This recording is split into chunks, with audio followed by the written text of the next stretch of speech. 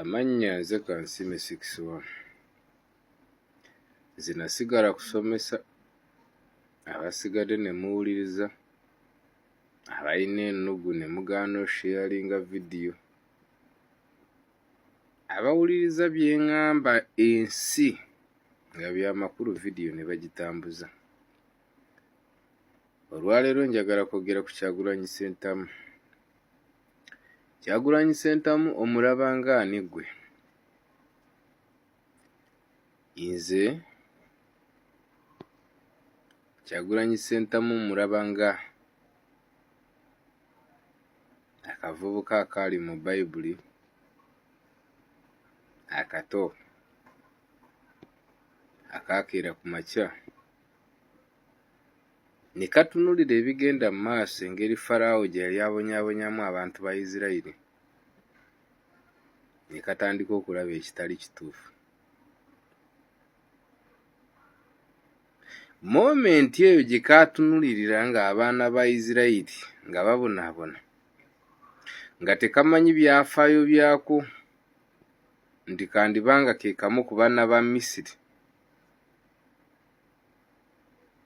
abaali supposed kubeera abaana ba Isirayiri,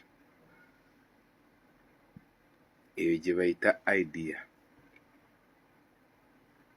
Kati mwami Museveni eyo gy'atamanyi, ne banne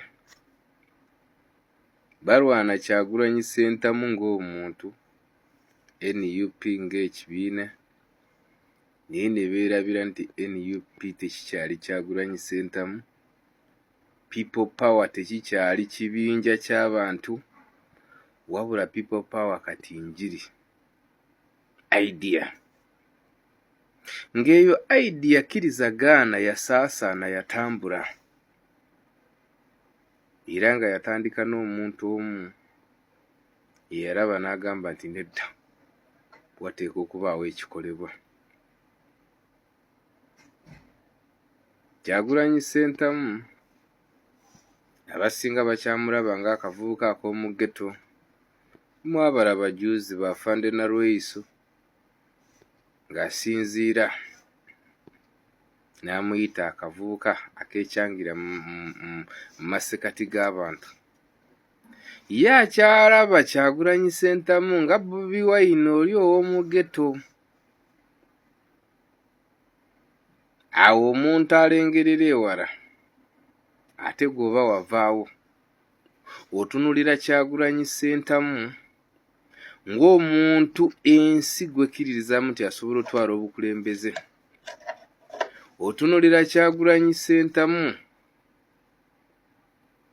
n'omulaba ng'atudde ne Trump, pulezidenti wa US, eggwanga erikyasinze okubeera kirimaanyi, gwe ate n'osigala ng'oyagaliza Kyagulanyi Ssentamu okubeera nga Bobi Wine oli mu ghetto. Tulaba nti oba oliko ekikyamu. Kati mwana wattu era waliyo abatakkiriza nga ne bwe bamulaba ng'ali eri anywa bukyayi ne ba Trump nga bagamba nze era nze oyo muyaaye mumanyi, bebekulu mubalaba. Ye mentalite ye ekyatunulira Kyagulanyi Ssentamu ku levo ye.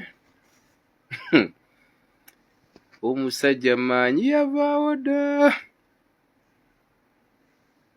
So akavubuka ako kaakeera ku makya ne kalaba ebigenda mu maaso ne katabyagala. Abasinga no tebaamanya nti ne idea yali evudde wa Katonda. Katonda mwana wattu byagaba tebifaanana abo baabiwa. Gwakyatunulira Kyagulanyi Ssentamu ng'omulaba ng'akavubuka kali ak'omu ghetto, Kyagulanyi Ssentamu mununuzi. Era nga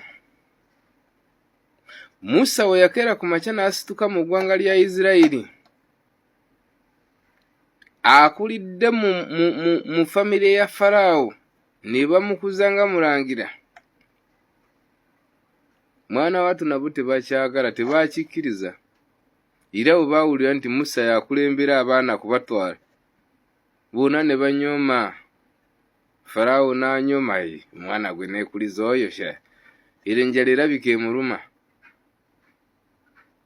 paka lwe yatandika okugenda ng'akipiikinga mu bwongo bwe ng'akiteeka mu bwongo bwe nti no, ono omwana takyali Musa oli gwe yakuza, ono Musa with God. Yamulagako ebyokulabirako nti sikyali oli Musa.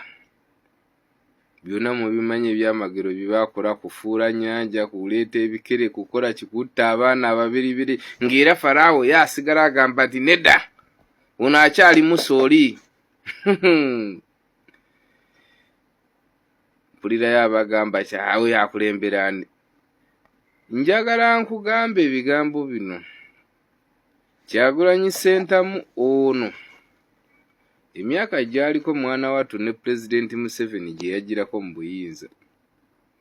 Naye singa okera ku makya n'okwata abantu abo babiri n'obateeka wali n'ogamba abantu 46 n'osoma ebyafaayo bya Kyagulanyi n'ebintu by'ayina n'oleeta ne Museveni n'ebintu bye yalina, tolaba nti abantu tebategera? Mulowooza nti tebategera? Naye bayinza okugyayo amagi gali amavundu gali ne bagakuba muzeeyi nga bamugamba vaawo, va mu kkubo ly'omwana agenda akulembere. Kwegamba ki? Nti endowooza gy'ayina nene muuko tefaanagana kyali.